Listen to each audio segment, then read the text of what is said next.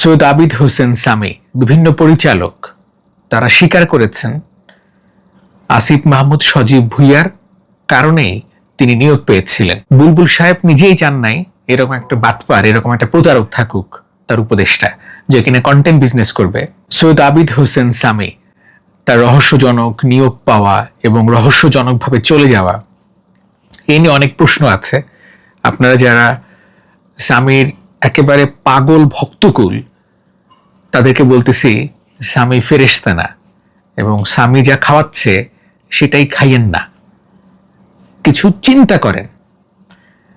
সামির নিয়োগ পাওয়াটা বিভিন্ন পরিচালক তারা স্বীকার করেছেন আসিফ মাহমুদ সজীব ভুঁইয়ার কারণেই তিনি নিয়োগ পেয়েছিলেন।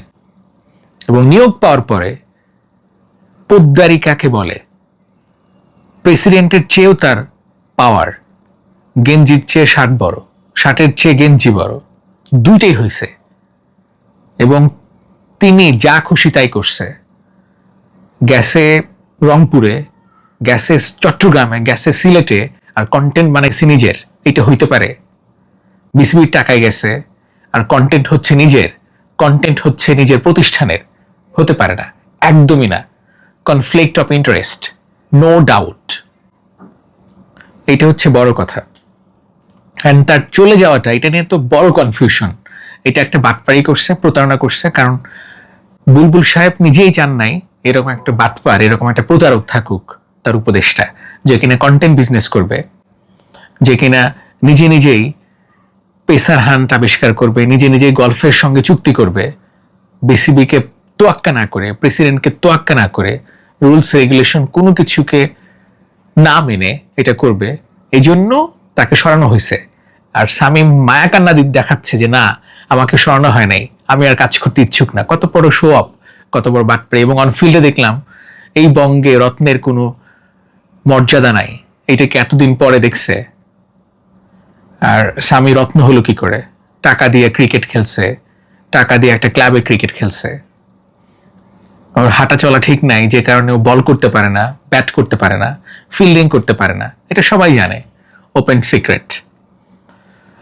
এবং সামি এতটাই দুর্বল, ডেফিনেটলি যে অজুহাত দিচ্ছে, আসলে সেটা তো একেবারে ঠিক না, এটাই ব্যাখ্যা দিলাম। আর এত সহজে একটা পথ ছাড়ার পাত্র তো সামি নয়, ডেফিনেটলি। যে মানুষটা শো আপ করতে পছন্দ করে, যে মানুষটা টাকা দিয়ে ইন্টারভিউ দেয়, যে মানুষটা, মানে আমি ব্যক্তিগত কোনো ইস্যু টানতেছি না, ইস্যু টানলে সামি শেষ, কিন্তু আমি সেটা বলছি না। প্রত্যেকেরই ব্যক্তিগত সমস্যা থাকে, পারিবারিক সমস্যা থাকে, মায়ের চেয়ে স্ত্রী বড় হয়, সেটা অন্য হিসাব ভাই।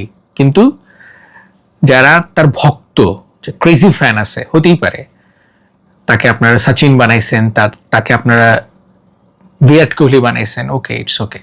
কিন্তু একটু খোলা মনে চিন্তা করেন, সে এত কিছু জানে, তাকে নিয়োগ দেওয়া হচ্ছে, বা কোচ হইলে তো সে পরিবর্তনই করায় দিবে, তাই না? আপনারা তো মূর্খ না। সামিকে যারা শোনেন তারা তো মূর্খ না বা ছাপরি না। সামিকে যারা শুনতেছেন, এত কিছু জানে সে। মুমিনুলের এই জায়গায় ভুল হয়েছে, শান্তর এই জায়গায় ভুল হয়েছে, লিটন দাসের এই জায়গায় ভুল হয়েছে, তাইলে তো সে কোচ থাকতো ভাই। আপনার কি মনে হয় হাতুড়ি সিং এ তার চেয়ে কম জানতো? রাসেল ডমিঙ্গো তার চেয়ে কম জানতো? এখনকার যে কোচ তার চেয়ে কম জানে? আচ্ছা, ধরলাম জানে কম, বোঝে কম, উপদেশটাই থাকতে পারলো না, তাকে বাদ দিয়ে দিছে যে এই বাটপার থাকলে তো বিসিবি খায় ফেলবে। ওর ভাবভঙ্গি দেখছিলেন? মনে হয়েছে ফারুক নয়, বুলবুল হচ্ছে ওর উপদেষ্টা, মানে সামির উপদেষ্টা বুলবুল। তাই মূর্খতা না করে একটু খোলা মনে চিন্তা করেন, ঠিক আছে?